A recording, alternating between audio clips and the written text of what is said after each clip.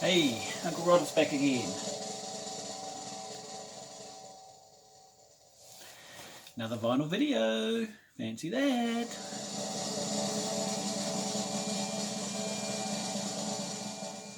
Turn that down before it drowns me out.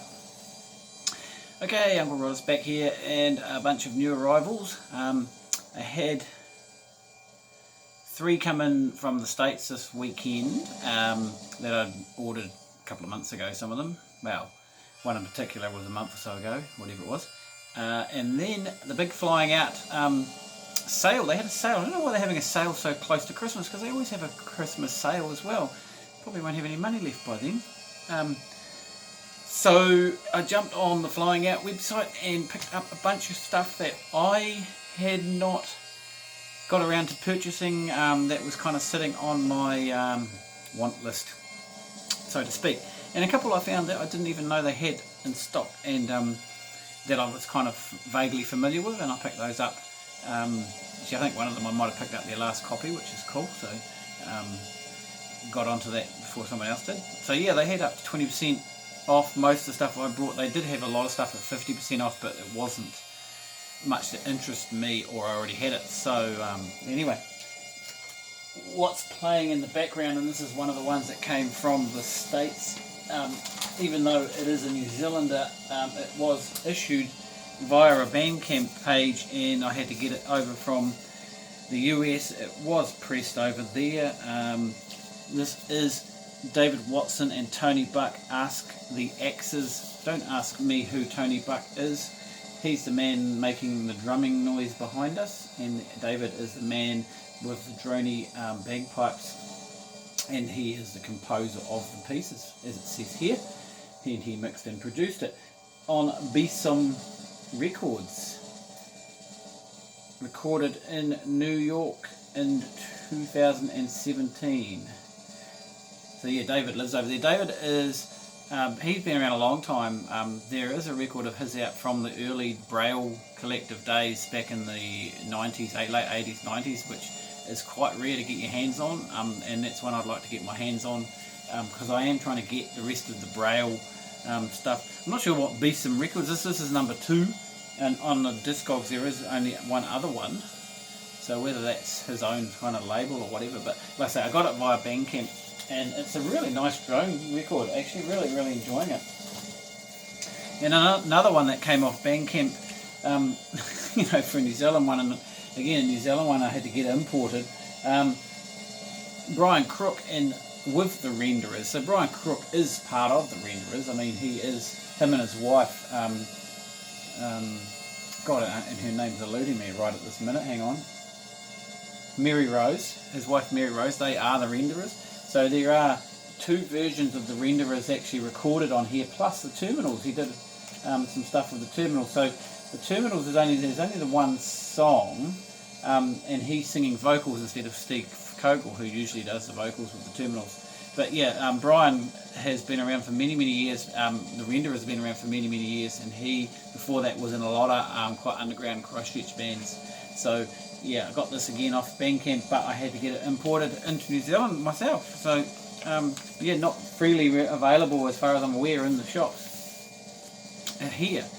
Although, actually, I tell a lie, I think it did turn up on the Flying Out website, and I'd already purchased a copy.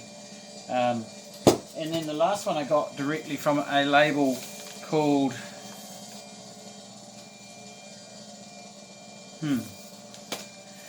let me tell you, Sophomore Lounge. So I bought this again directly from them, because this came up on Facebook, and when I tried to find out where to get it from, I got direct to the Sophomore Lounge in the States. And then I purchased a copy via their website, and then they emailed me and said, "Oh, we can't send it to New Zealand. We're not set up for overseas." Which I don't know how that works. So anyway, I got them to send it to the U shop, and along with the other 2. And anyway, turned up recently. So Build Arena. This is a compilation, a memory of others, which was a film, kind of a documentary film that was made in 2016. Now, I'd heard about the film. I never actually got around to seeing it. Wasn't something you could actually get to see that easily. It wasn't like it was in the mainstream cinemas or anything like that. But it turned out that the film was made, and it was made. There was there's a download code in here for the film. I've downloaded it. I had a quick flick through it. I haven't actually sat down and watched it completely, but there was a whole bunch of scenes of him doing live concerts and bits and pieces, plus some old videos, parts of old videos from back in the 80s. And one of the concerts that they filmed was one that I was at the Darkroom in 2016, so that was pretty cool. So yeah, most of the tracks on here I actually have in some form or another off their respective LPs, but there are some that were CD only releases, and there are a couple of tracks off some of those on here, but yeah, it's a great compilation, but I do actually have most of the music that is on it. Okay, so getting to the big Flying Out sale, which I sort of jumped on their net site last week, and I've picked up 8 records from them, so let's get through them. Brendan and Alison Turner. Now, Brendan, when I was trying, this is not on Discogs as of yet, this is quite a new record, but I'm not sure when it came out. It was earlier this year. Gatefold. So I'm assuming they're husband and wife. Yeah, so this is absolutely pure acoustic, really, acoustic guitar and vocals. That's it, nothing else, no other instrumentation. So it's a lovely sort of folky, country folky, bluesy sort of record, and it's really nice. Yeah, really nice. They sing well. Brendan, I understand, was when I looked on Discogs, his name come up. He'd been in another something Alley, Heart Attack Alley, something like that, whose name was familiar to me, I think, through Chris's show. He'd mentioned them, although they don't seem to have any vinyl out, but I think they were a Waiheke band, and his wife, not sure what she's done before this. They're really nice, but he was also on the, I saw he was on an album I've got. He's on Reb, he'd been with, I think he'd done some recording with Reb Fountain, and also the Great North, that was it. Yeah. This is completely different, and I haven't actually played it yet, but I am familiar with one song off it. This is a sort of an EP of some sort. It's got 7 tracks on it. Surly, Trip to Warsaw. Now, this is a New Zealand guy, but he actually is living overseas. But it turns out that his name is Scott Ludvigsen, and it turns out that Tom Ludvigsen's done the artwork on this, and Tom Ludvigsen, he is the man who has just recently put together that collaboration with Gianmarco Liguri, that really, really great album that I can't remember the name of because it had some sort of Spanish sounding name. So yeah, that was something I just learned today. So looking forward to that. I do, so this is kind of electronic-y sort of stuff, I think, from memory. I can't quite remember yet. Anyway, I will be listening to that fairly soon. This one here, I was humming and hawing for a while to pick this up. This is Neil and Tim Finn, so this is father and son. Neil Finn being, of course, the famous Neil Finn from Crowded House and Split Enz. And this is a double LP that they put out together. Now, the main reason I bought it was because I actually heard a single, and I think it was called Where's My Room, which is on here, that Chris had played on his Counting the Beat show, and it was a 45 that he picked up of this before the record came out, and it actually sounded quite good. So it wasn't something that I was going to rush out and buy, but when I actually saw it on sale, I thought I'll bugger it. So not sure what the whole album is going to be like, but if it's anything like that song I heard, it should be quite nice. Yeah, that's another one I haven't played yet. 112 Records, I've shown quite a lot of stuff from 112 Records. I've got a fair chunk of their discography. It's not a big one, but it's a really good one.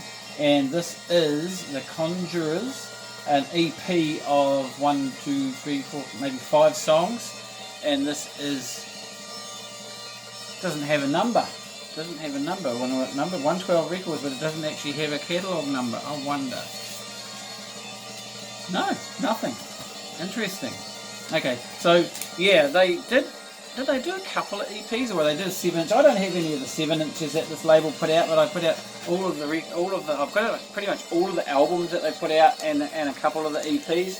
So the Conjurers, yeah, that's I think I have heard a couple of their tracks, and I think they're kind of alt country, but with a bit more of a punky edge.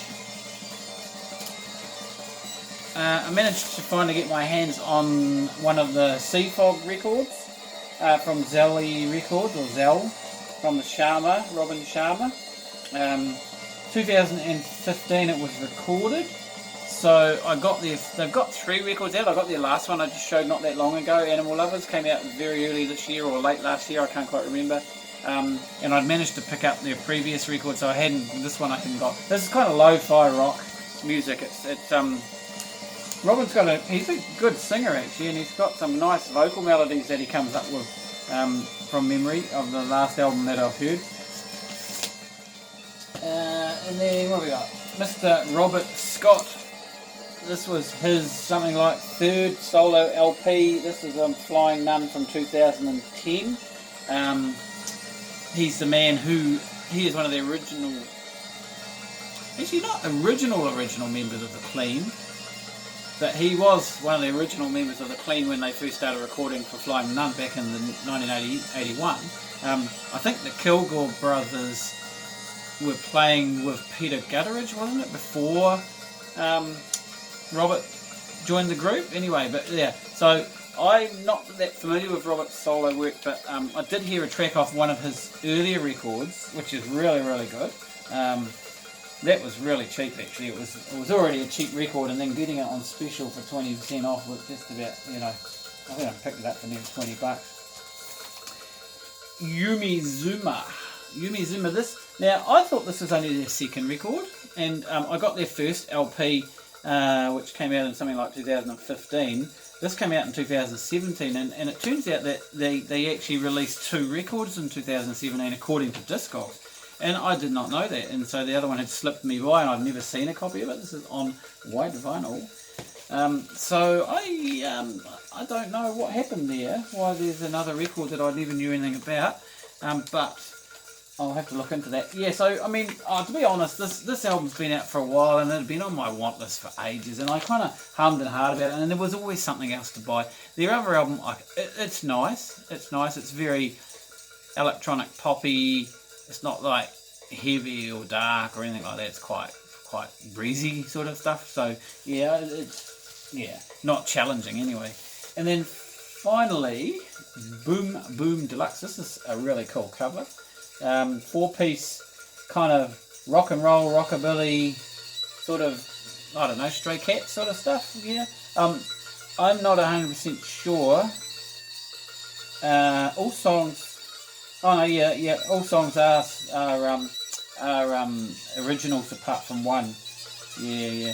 Fair enough too. I wasn't sure. There was a tune I recognised from somewhere, and it's. What's really interesting on this is, and on the last track, Against the Law, it says featuring Glenn Matlock. Can you believe? So how that happened, I have no idea. This is a band from Auckland. Yeah, this came out earlier this year on Plan 9 Trash Records.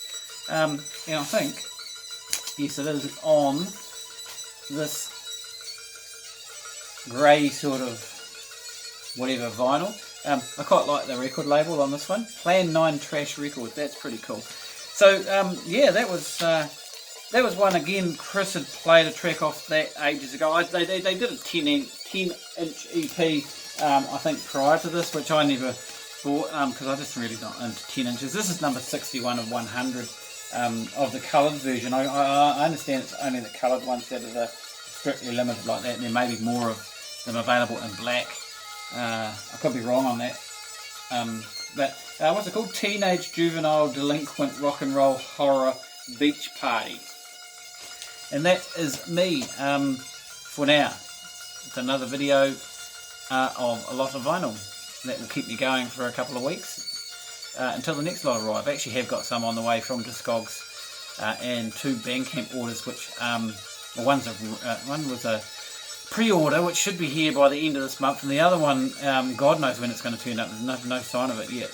It's an old release, but it hasn't been posted out or anything yet, so if I don't hear from them, they did say it could be quite some time from the website before they post it, so I'll give them a bit more time, otherwise I'll start hassling them about where it is.